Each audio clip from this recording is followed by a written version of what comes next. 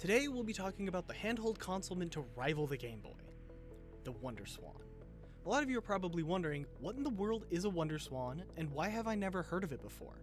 That's a very understandable response, because the Wonder Swan was only ever released in Japan. So what is a Wonder Swan? The Wonder Swan is a handheld gaming console that was produced in response to the Game Boy in 1999. The companies Bandai and Koto Laboratory worked together to make the device, and it had specs to rival the Game Boy of the time. They made 3 total types of the Wonder Swan, which consisted of the original Wonder Swan, the Wonder Swan Color, and the Swan Crystal. While there were a couple of years between each releases, they all had the same specs. There were 200 plus games made for the Wonder Swan, and most of them are not ones that we would have known about in America. However, in normal gaming fashion, it did have its own version of Tetris. Wondering about the specs?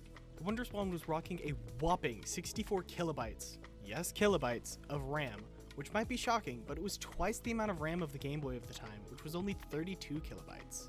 While the RAM difference is crazy, the display is very comparable. The Game Boy had a 2.75-inch display, while the Wonder Swan was rocking a 2.5-inch display. The Wonder Swan had such an impact that there were even some cameos in Japanese anime, such as Fooly Cooly and Gundam. While it did manage to get a good amount of popularity, the industry giant was just too much to take over, and the Game Boy prevailed over the Wonder Swan. Because of this, the Wonder Swan stopped being produced in 2003. Now you might be wondering why we did not get the Wonder Swan in America. Unfortunately, since the hype of the Wonder Swan never got to be more than the Game Boy, they did not push it out to the rest of the world. So while a few people might have heard about it at the time, there was never really any initiative to get a Wonder Swan outside of Japan.